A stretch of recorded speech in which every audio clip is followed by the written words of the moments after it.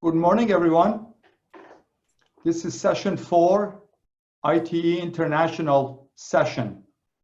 Welcome to Western ITE, and I appreciate that you're joining us. This particular session is sponsored by Econolite, and we thank Econolite for that. I'm Abbas Muhaddis, President and CEO of Econolite, and delighted to moderate this wonderful session.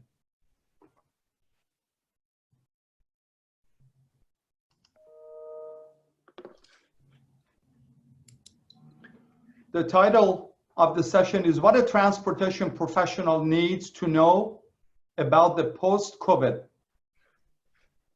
Again, I'm delighted to moderate this session. We have 5 distinguished panelists that each would take a few minutes to go over their slides and make a brief remark. And at the end, we would respond to Q&A. I would like to encourage you all, as the panelists would make their remarks, that you would go ahead and include your questions in the question box, and people would vote up the priority on those. We start with Jeff Paniotti. Mr. Paniotti is ITE Executive Director. And then we move to Beverly Kuhn, who is Professor at Texas A&M Transportation Institute. And then Mr. Roger Millar, Secretary of Transportation for Washington DOT. We then go to Randy McCord, who is ITE President. And then we finish with Elisa Rodriguez, who is with the City of Henderson. Thank you so much in advance for all the panelists, and thank you all for joining us for this enlightening session. With that, Jeff, please proceed. Thanks very much, Abbas, and it's a pleasure to be here, and I want to congratulate the Western District of ITE for putting on this conference. It's been a challenge for all of us as we've had to respond to COVID-19, and it's been great to see the way they've been able to shift from the in-person meeting that we all wish we were at in Hawaii to this virtual session. I wanted to highlight a little bit about ITE's response to COVID-19. You know, as we transitioned ourselves into remote working, we quickly recognized that the best thing we could do for our members was to provide a one-stop shop for resources. And that's what we've tried to do through our curated resource page.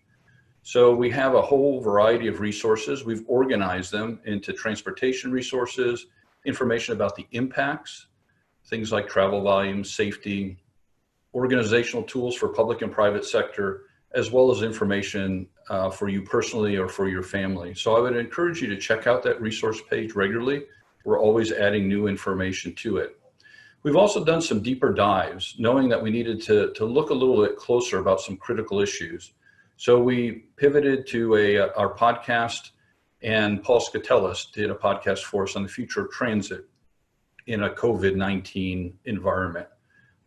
We did a Learning Hub webinar, which we had to cap the attendance on. We hit the maximum on open streets for walking and biking. We had presentations by leaders from the City of Oakland, the City of Calgary, and the City of Burlington, Vermont. And Randy McCord, our president, is leading a working group right now of experts looking at traffic counting considerations in the current situation. So we are trying to drill down. We've created some new engagement opportunities as well. Tuesdays and Thursdays, we do virtual drop-in sessions, which are 30-minute unstructured focus group type conversations. They take advantage of this kind of technology. We have a convener who has a few questions or a few thoughts to share at the beginning. And then it's kind of a free-form discussion, a bit of a focus group on the particular issue. They're recorded and they're available to you within the ITE website. So I would encourage you to sign up for one, maybe raise your hand to lead one, and certainly check them out. I've also been doing quite a bit of posting on eCommunity, particularly looking at post-COVID-19 environment, and when I would invite you to join the conversation there. And then finally, we've reimagined the IT annual meeting and exhibit.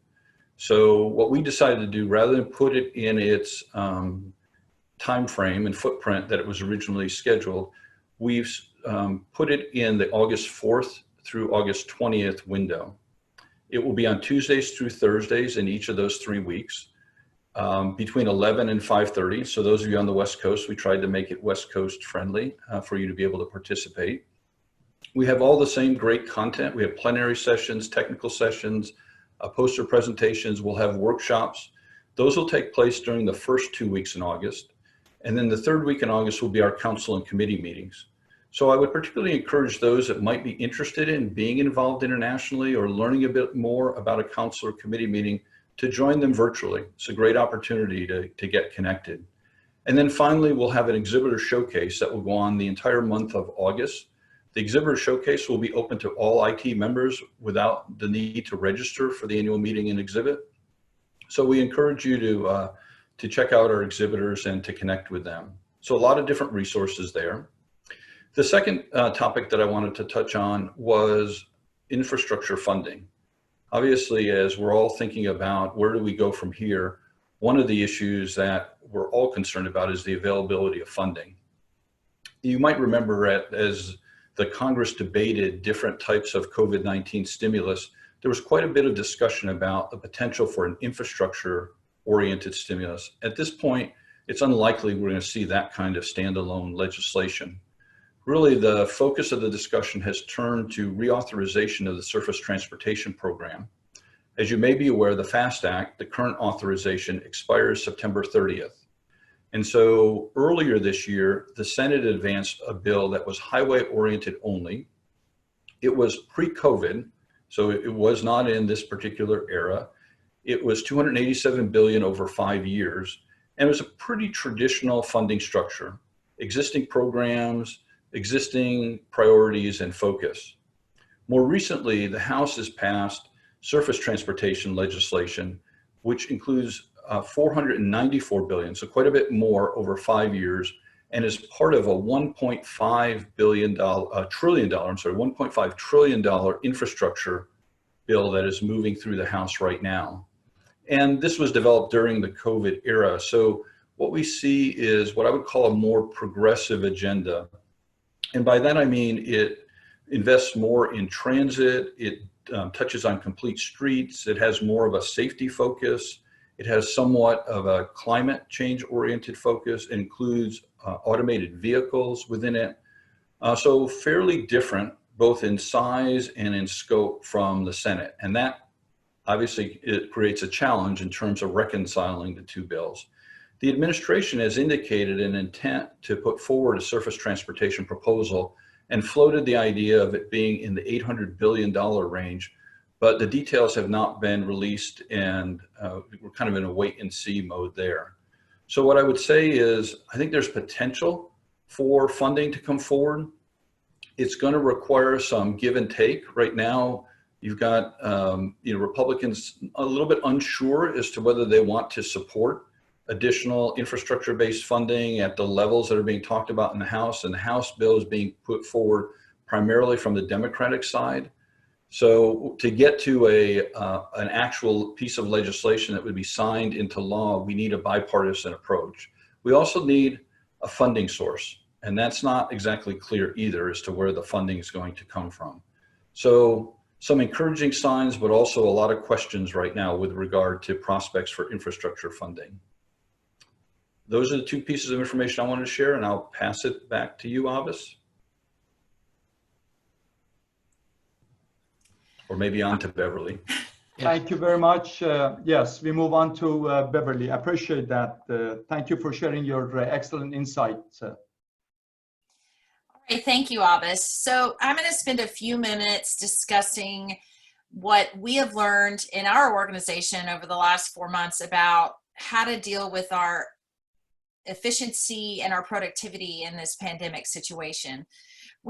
I work for a university research organization, and we are already deal with remote activities because we're scattered across Texas, and actually have some international offices. So we're not unfamiliar with working remotely, but it has been an interesting experience for us to be wholesale remote, so that everybody's having to work remotely, including support staff who typically are not the ones that work from home.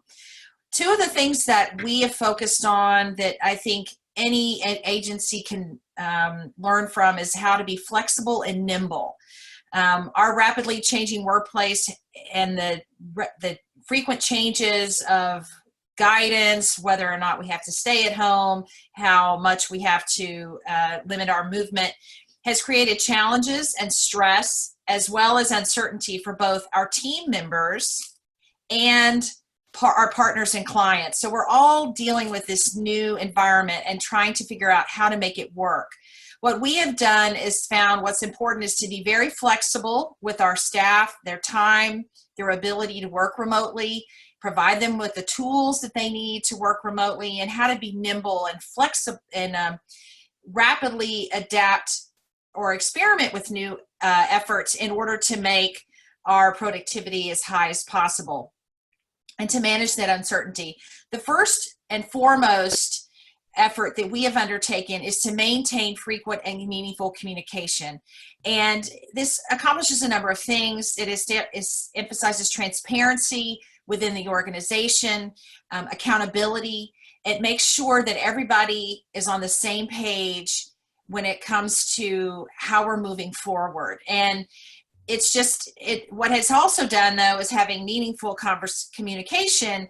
It stepped up the number of meetings we have, and we're all struggling with that. All of a sudden your calendar is full. And so you want to make sure that individuals have an opportunity to complete their work and do what needs to be done. So the communication needs to be meaningful. We've felt that the meeting needs to have a purpose and not just be a meeting for the sake of having a meeting, because it just creates a larger burden on our organization and our staff. One of the other things that has been successful is establishing teams with members in your group who can step in to lead efforts. If we have things that happen and you have to step away for a couple of days for some other challenge or another project, if we have key team members who can step in, take the lead, and take ownership of certain activities in a project, it helps make projects move more smoothly. And as part of that, we've implemented some online team-related tools, and we're experimenting with different ones to make sure that the communication is clear between all the leaders so that we're all on the same page as we're moving forward with the project, and it's easy to assign activities and communicate virtually when things start to change. The third effort that we have experimented with is new collaboration tools. As we're working remotely and we're having to learn how to coordinate with both internal and external activities, using some new collaboration tools, most of them in the cloud, have helped make sure that we communicate internally with our staff. We're using them to communicate with our partners and our sponsors. And there are new collaborative platforms that in the past we would have done in face-to-face activities with whiteboards.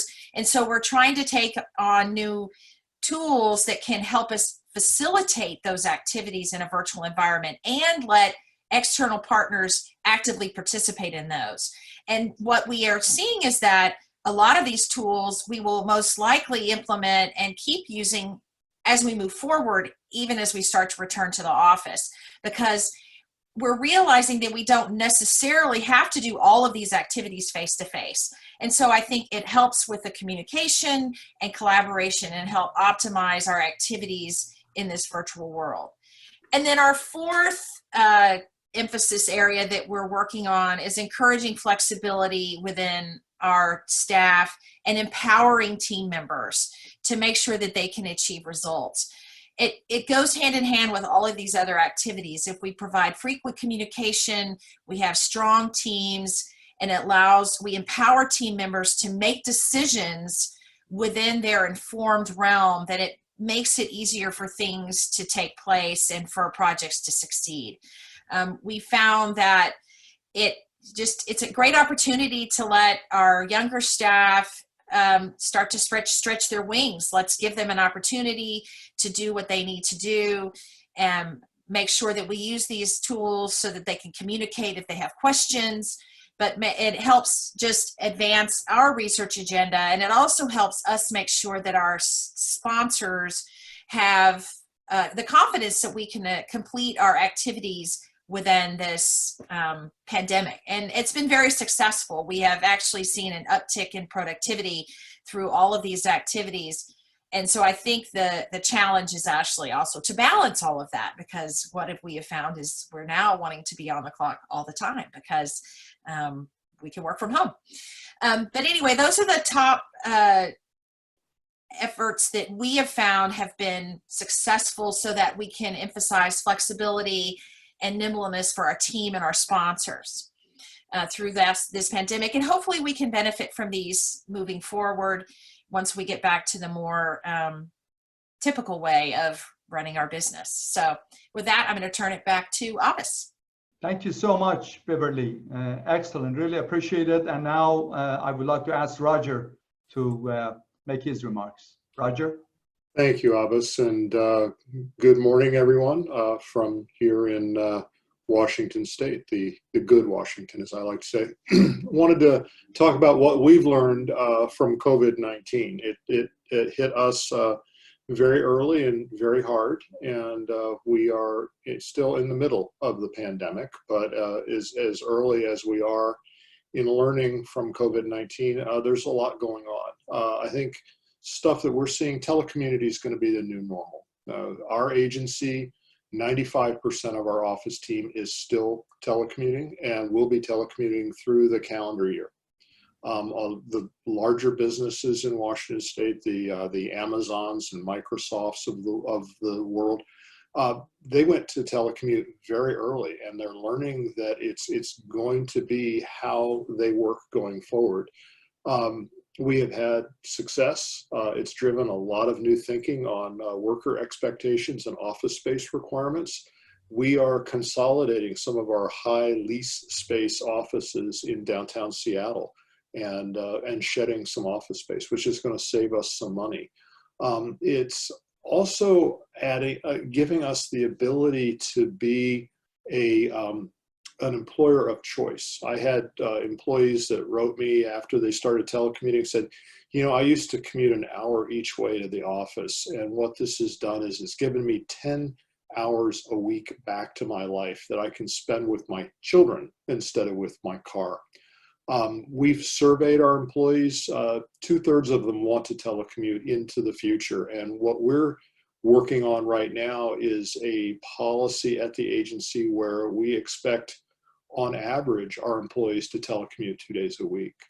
It's going to really help with adding roadway capacity to our system without adding capacity. It's kind of the transportation equivalent of low flow shower heads and compact fluorescent light bulbs.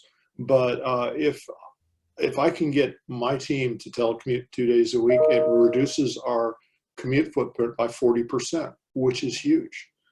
So to be successful in a telecommunity, a society where information can be transmitted and shared freely, we need to have the infrastructure. So transportation infrastructure is going to include high-speed internet capabilities in all of our communities. The parts of WashDOT that were not able to transition as well as others were places where the high-speed internet, the fiber optic backbone wasn't in place. Another thing we need to look at is ADA accessibility for everyone. Next slide, please. Another thing we've learned is that, you know, we as an industry have been talking for years about the importance of the first mile and the last mile for the success of the trip, whether it's someone traveling by public transportation or freight delivery.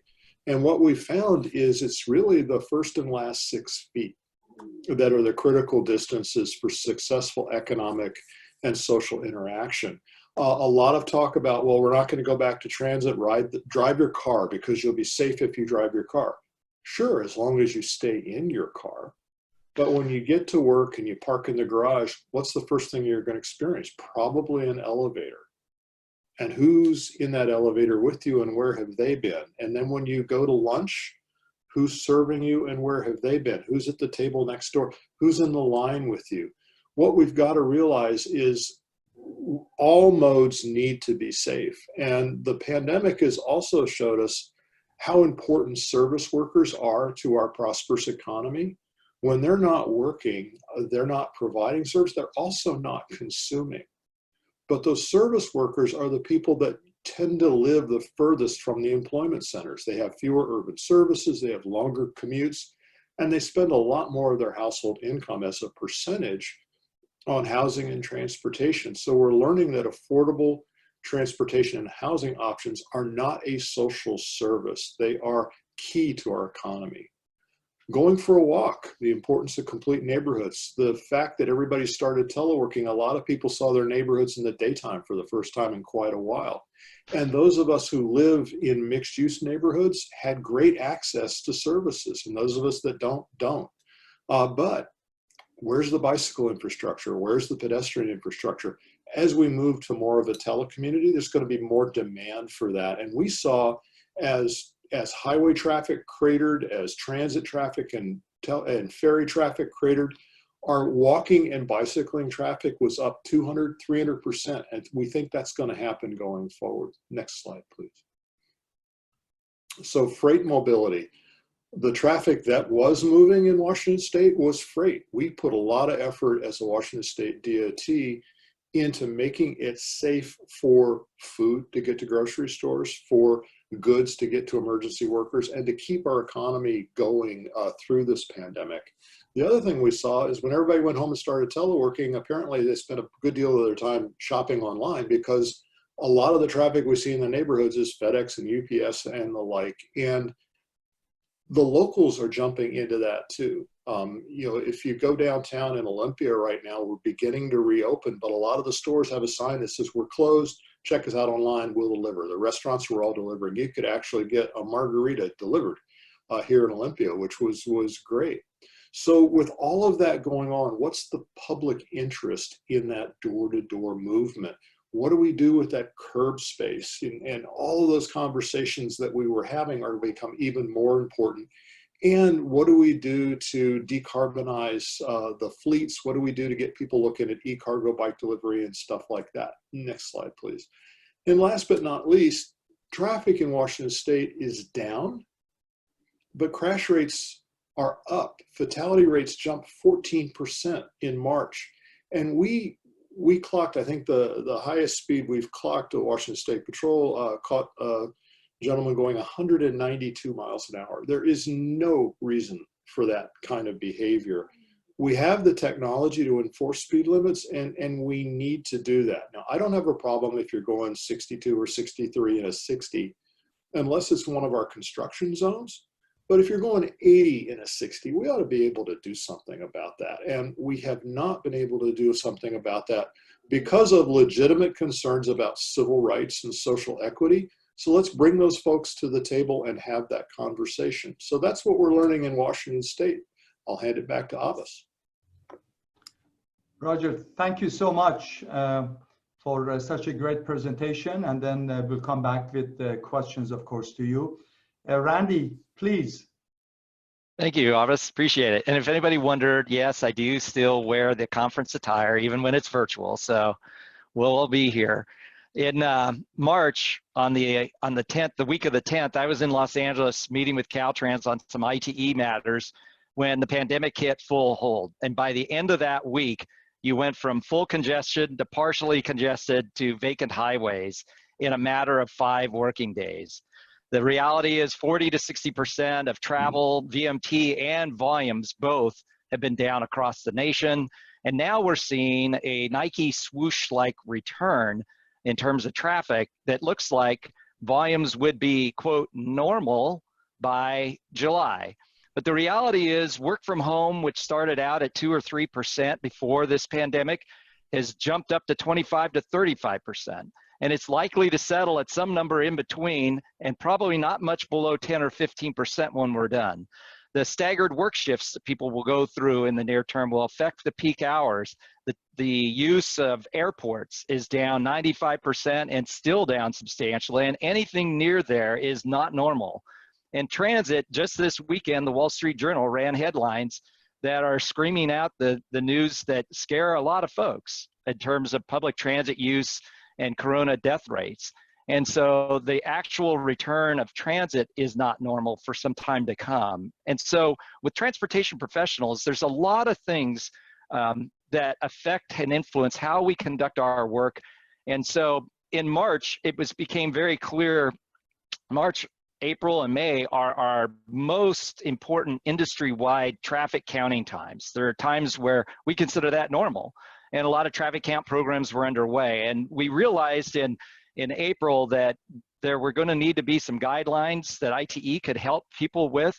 And we established a task force in May, and effectively have been working through June now to provide, and what I have now is about 50 pages of Google Doc information that basically frame up what does a transportation professional deal with in a situation like this in terms of data, the types of data, the sources of data, and how those will be used in studies. The ethics of dealing with counts in decision making, whether it be an entitlement decision or a corridor decision or a multimodal transportation decision, of how you use that data, the policies that have been established and in place, and how we can share those across the country. Many cities and some state DOTs have put in place different policies for counting and not counting.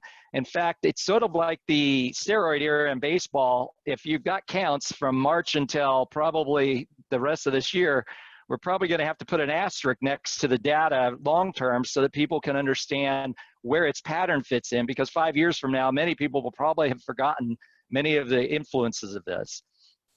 The task force identified a few other areas that we felt were information that we needed to share with folks in terms of the return to normal, and NRICS and Ted Trippier is on our task force, has been able to provide us wonderful data that clearly are pointing towards this volume piece or VMT piece, attributing to a more normal condition for a July type timeframe.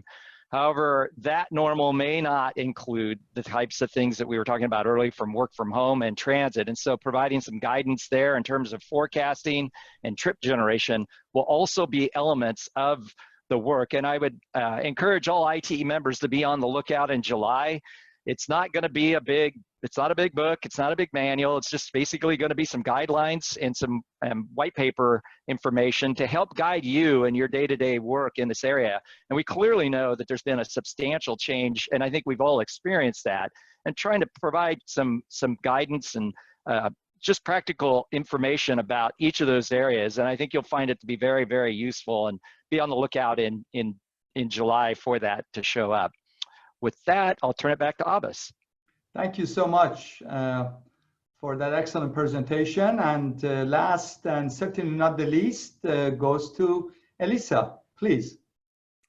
Thank you, Abbas, and hello everyone out there. You know, it's nice to know some things don't change, and Randy still has his conference swag on, so we can keep things consistent. I just wanted to highlight a couple of things that I've noticed as part of the pandemic, and I guess I'm calling it the pandemic positives because we have to have a few positives. And I think one of the biggest things that I've noticed is the fact that we are able to rapidly adopt some things that we've been talking about for a really long time. So from my own experience, I was camping at the middle of March. And on that Sunday, which I believe was the 15th, I got called into our emergency operations center, and we were notified that the Clark County School District was closing all of the schools. And so we went into work that Monday in full emergency response mode. And by that Wednesday, we had converted all of our municipal staff to work from home. And so in the period of just a couple of days, we had over 500 people that were telecommuting. And it was fascinating because it was something that we'd been playing with for quite some time. It was on our strategic plan for several years out to have a telecommuting policy. We had one department, our information technology department, that had been experimenting with it and had allowed it for 1 day a week. And here we had gone from just a handful of people telecommuting on any given day to the entire city who was able to do that in a very short space of time. Similarly, we were able to take our online permitting into full operational mode in just a short period of time. That was a project for us that was anticipated to take several years because we wanted to spend all that time making sure we had everything right, that we'd gone through the user acceptance testing, that the customers on the opposite end were experiencing no hiccups, and that everything was working well for them. Well, when the city has to shut down and you're not allowed to go to a physical workplace, you have to submit everything online. And so again, that was a situation we went from, instead of a couple years, into just a matter of days of online permitting. And I think you're seeing something similar with open streets. You know, people have been trying this out in limited fashion in a lot of different locations, but I think it's been pretty clear throughout the pandemic that there is some latent pent-up demand for a safe space to recreate. And with so many people at home, they wanted options for bicycling and walking and spending some time with their families. And so several communities instituted those open streets quite rapidly, and they were exceptionally successful. Here locally in the Las Vegas area, as we went into the phase 1 of our reopening, we wanted to give particular attention to our restaurant community who had really struggled with the full closure. And so the city of Las Vegas closed off several streets of their downtown and allowed people to place seating areas in the street. Something that would have been highly controversial in the past, they were able to do very quickly. So with that, I think it's important to highlight that it's possible. You know, we want to spend a lot of time making sure that we've considered all of the possible consequences, that we've considered every possible option, but in some cases that's really just not necessary, that a rapid decision can be made and can be made so that it is very effective. And you have to go through a process of risk management, but I think in some cases, particularly during the pandemic, it was either don't offer services or rapidly adopt something that you weren't quite comfortable with. And I think we can learn from that, that sometimes it's okay to take the leap, and that you can take some very carefully weighed considerations, but still take that leap because you can work through them afterwards. Up in the upper right-hand corner of my slide, I've included a graph from a company called Gartner, and they do research into information technology. And they have this it's a technology acceptance graph, but I particularly like it because it has this amusing section called the trough of disillusionment. So if you look to the left, something happens, a technology trigger, and you go through this slope, and they call that the peak of inflated expectations. And we've been calling it the adrenaline rush at work. So, you know, the pandemic first happened, everyone wanted to pitch in, you wanted to offer solutions, we're problem solvers.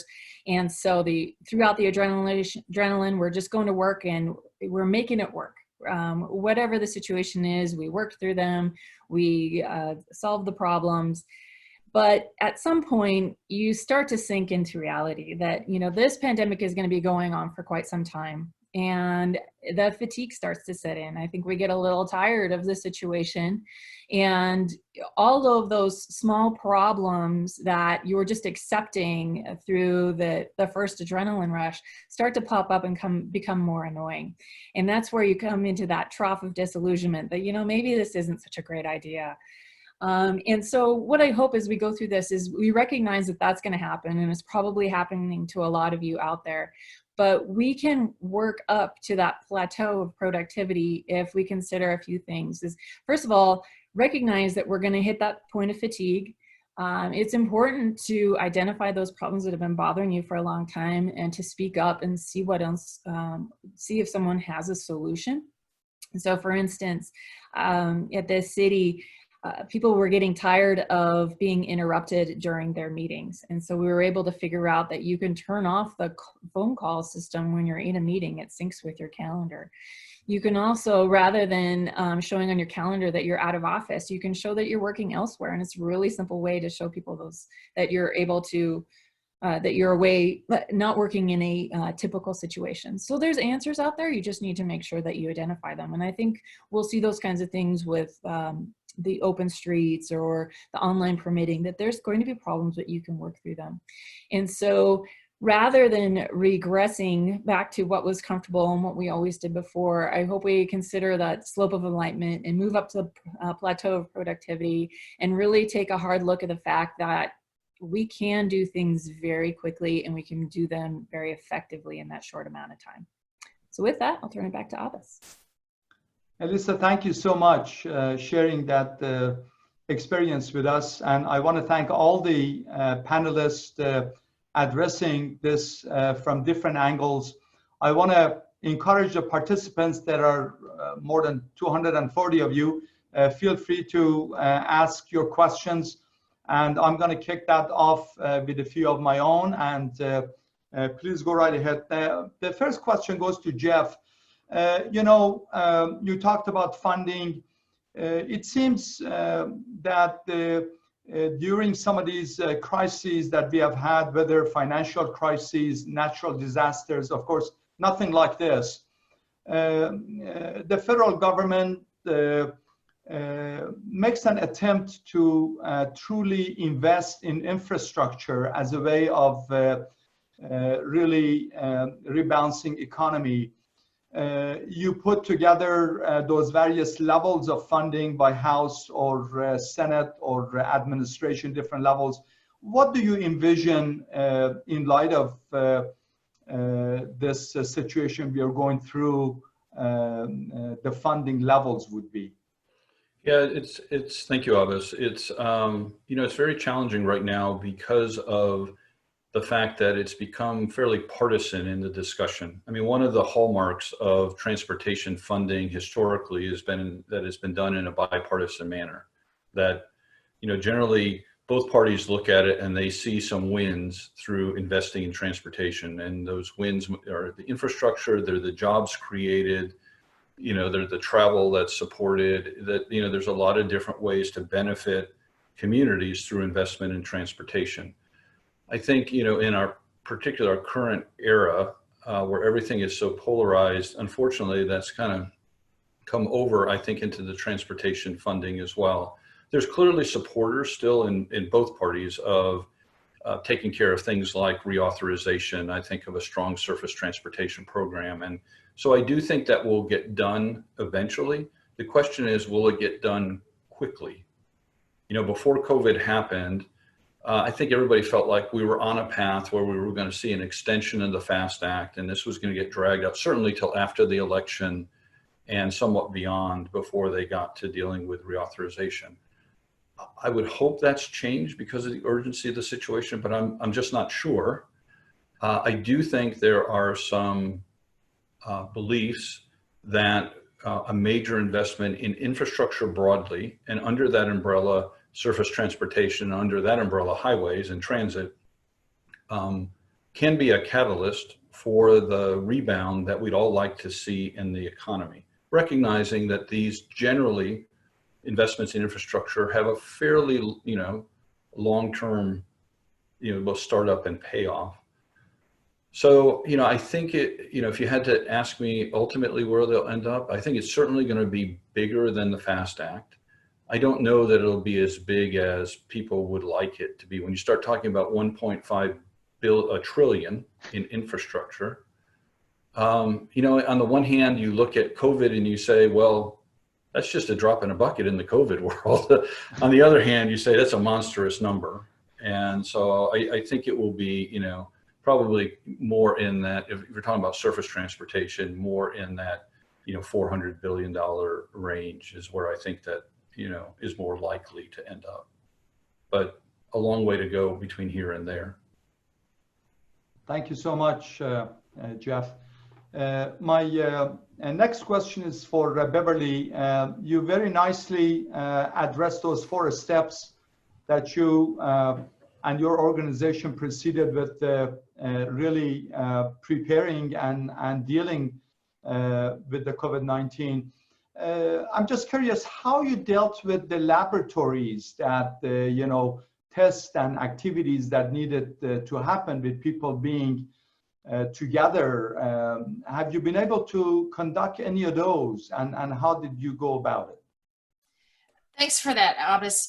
Yes, we have had some activities that have continued. They were considered mission critical, and that's some of our crash tests. Those have continued, and what we did was step up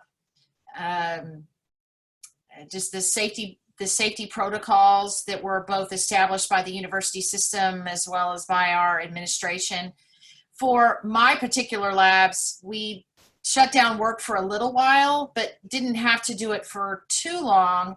But what we have done is just really from a practical perspective, implemented occupancy requirements so that individuals that are going into those laboratories, we have to know who went into the lab, when they were there, if they interacted with any other staff members. And we had cleaning protocols. It sounds so basic, but every lab has a cleaning kit, and we provided CDC guidance on what's the best way to clean it. And they had to sign off that their surfaces that they had touched and the equipment that they had dealt with had been clean.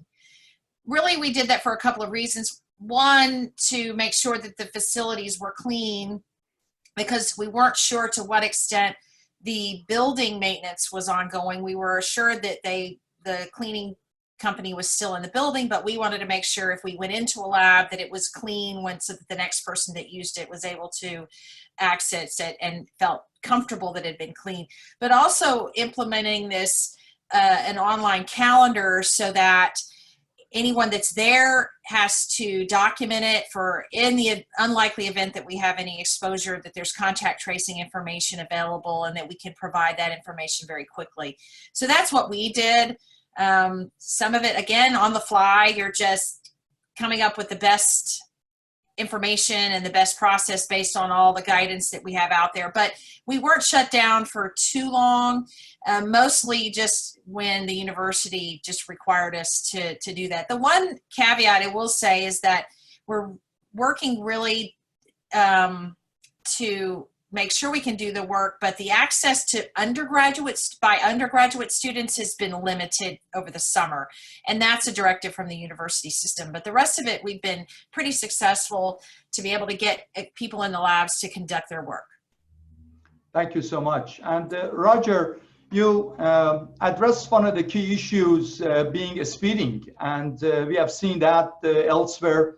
I know in California, we had a major issue and they had to mobilize and expand the enforcement. And it appears that at least in California, it is getting a little bit more manageable. How is it in the state of Washington? Do you think it is dropping down? And it's scary, really, those level of the speeds and the risk that it really generates for the travelers.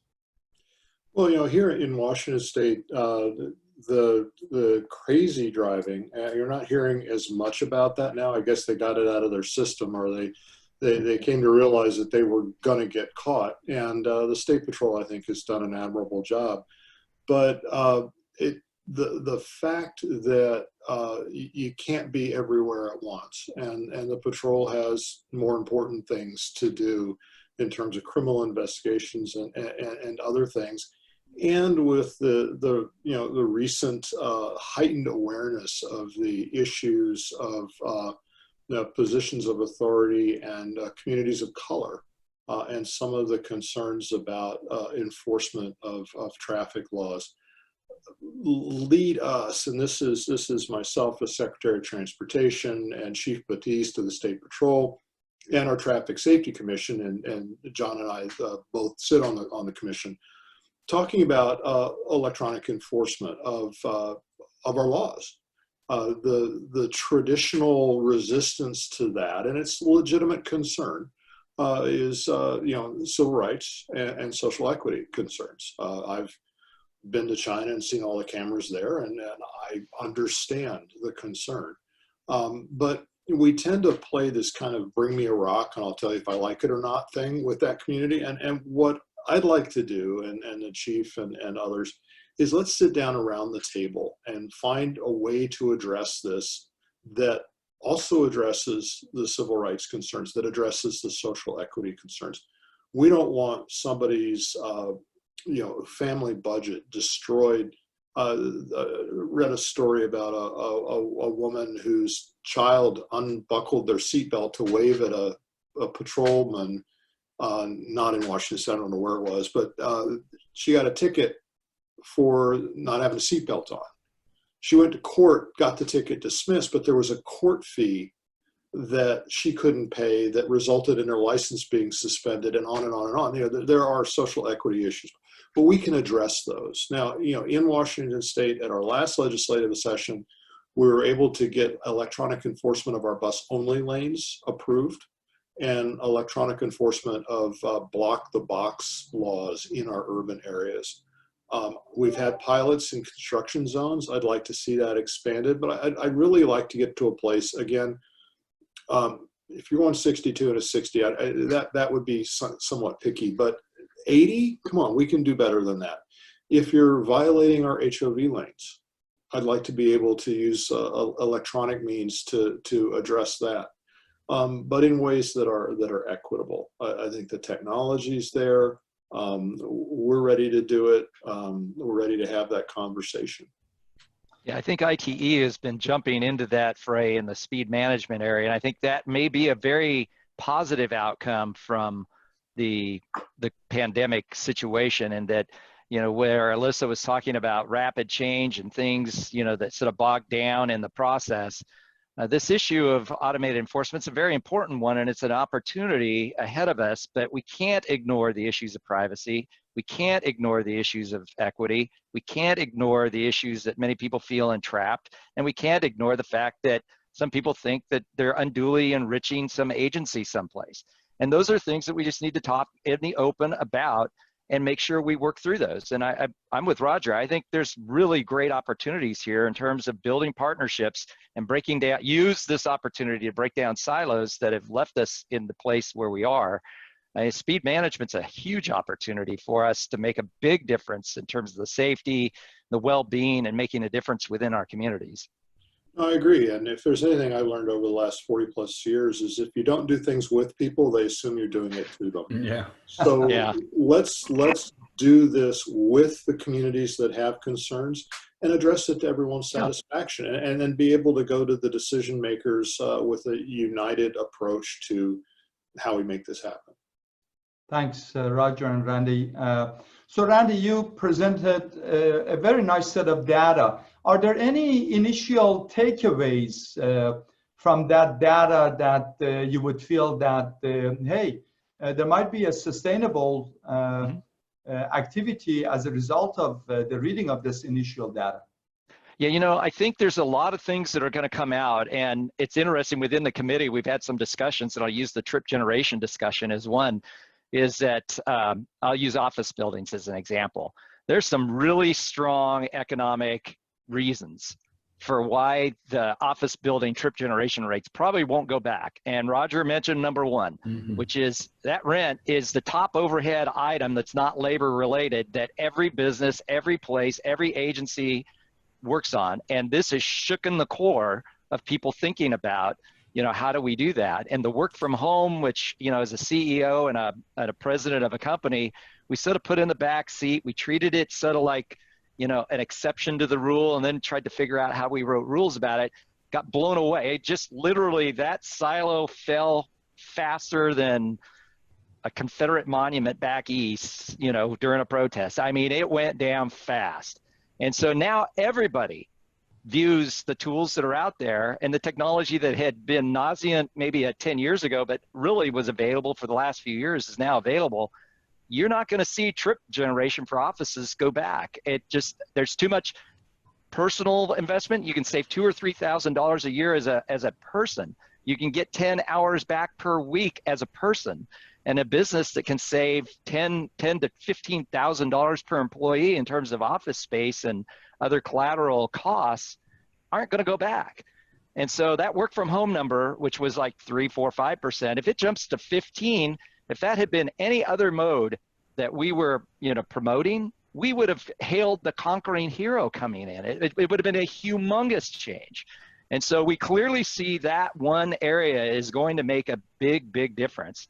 The other one that is unknown and it's troubling is, you know, like these Wall Street Journal headlines Saturday of, you know, there's a lot of fear and there's going to have to be a lot of discussion, and the people at APTA are thinking very hard about this. This is not, we're not going to have transit, but we're going to have transit in a new way. And I don't think we've come the full circle with the users and working with the community about how we can make that experience be what it needs to be versus what it was and what happened to it. And so both those areas will play havoc on things like central business district travel patterns.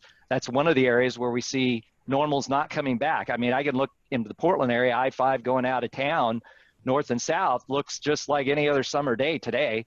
I was just there Friday going to my in-laws, and I mean, it was way backed up like it would have been. But you go down to the central business district or near an airport, it's a lot different. And so we're going to be looking at those kinds of issues and providing guidance to professionals in this working paper that you'll see in July to help guide you to sort of steer. I mean, a real simple thing is if you're doing a transportation count and it was for, let's say, a land use entitlement, and you needed to go out and do a count, one of the things we're going to be asking people to do is you might want to look at the land uses and do a quick check of their parking lot, because a hotel, and some of the data that I showed, the hotels are down at 40% of occupancy. This is their peak time. This is summertime. It should be up at 80. And so if you've got land uses where the parking lots are visibly empty, like a shopping mall, and you're going out on the highway and saying, oh, it's normal, everything's normal, we can just do our count, you're sorely mistaken as a professional. And so we need people to think those things through, and we'll be providing you guidance and tips to that effect. Yeah, I think that localized question is going to be, a real challenge. I had a laugh because, the morning I look at the paper online and it says, traffic levels back to 90% or 95%. It was INRIC's data, and I believe it, and then I went to the office in downtown DC, the ITE headquarters office, for the first time in 3 months, commuted at my normal time. And if traffic levels during the peak period were at 30%, that was probably high. So I believe it was 90% out on some parts of the system, but that's not the case as you go down to the CBD right now. And trying to figure that out, I think, is going to be, where we got to work. Speaking of data variations, a question comes up that I'm going to ask Elisa, and then let the others expand on it as well. Some of the schools are now talking about going to 2 shifts, and inevitably that would have a profound impact on the peak periods and various characteristics of traffic. How would you envision that would impact in Henderson or in Las Vegas area where you are? And like to hear others to opine on that one as well. Yeah, that's a great question. And it's something that I don't know that we have answered, because we have a pretty good handle on how much the traffic volumes were before and what the traffic volumes were during the height of all of the closures, but we don't have a good handle on what the components were. So we know a certain component that are workers who are able to telecommute. We know a certain component of those were people that were not able to complete their jobs from home, and so they were furloughed. And then we also know that the kids were at home, and there's a component of traffic that includes the taking your student to and from the school. And so coming back, I don't know that we have a good answer on what the differences are going to be. And I think that kind of highlights one of the rapid adoptions that I mentioned, is that there are numerous other data sources out there that we're just starting to embrace in the transportation world, whether that's location data from your mobile phone, or some sort of connected vehicle information, or credit card information as far as where you're spending your money, that sort of thing. So there's significant other data sources which provide a lot of granular information that maybe we just haven't embraced, that could be used to break down those individual pieces of data and tell us really how much the school traffic is impacting our daily traffic volumes. It also really emphasizes the fact that, yes, we have, as professionals, we've embraced this digital world. But harkening back to what Roger was talking about with the equity piece, is not everybody has that opportunity. And so, how is that impacting things? How many people are going to have to actually travel to destinations just because they don't have an option to do things digitally? So I don't know. I think there's some interesting components to that we're really going to have to think about, but I'd be curious to hear what my colleagues have to say. Yeah, this is Roger. If I could add to that, we're seeing about a 22% reduction in traffic right now in Washington State. It was down close to 50%. We're still at about roughly 80% of normal. And when you look at the commute, it's only 15% of our ADT is the commute. The fact that we go into a telecommuting posture permanently, we could see traffic go up. It's just that peak that we've been able to level out. So I'm interested in what happens with that. And I'm thinking that the telecommunity is one piece of it, but the notion of being kind of hyper local in how we do what we do is something we really need to focus on. In our state, a good quarter of the trips people take are less than a mile in distance, but they take it in their cars. 40% of them are less than 5 miles in distance.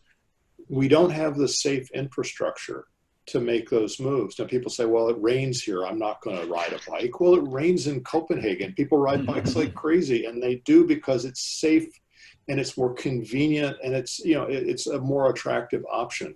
So I think telecommunity is going to be a big piece of this, but I think the bicycle and pedestrian networks are going to be a piece of it.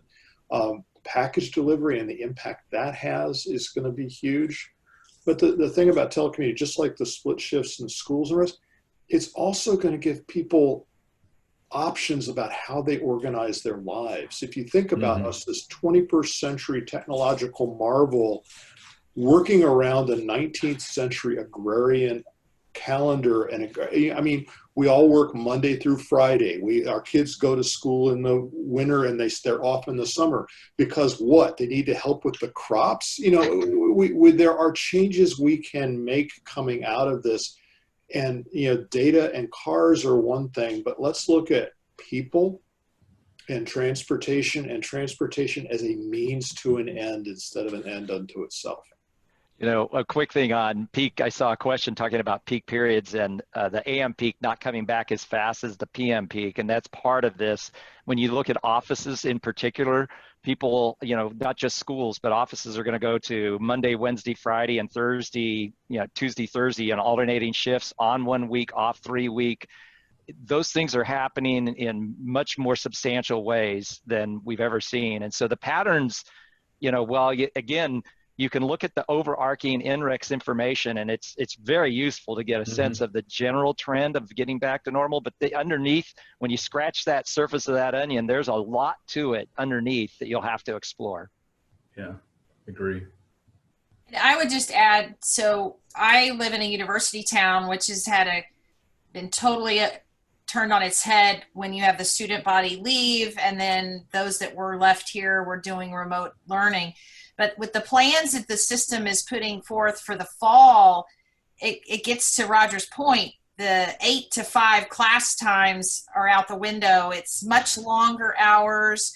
I think between classes is going to be longer so that the classrooms can be cleaned.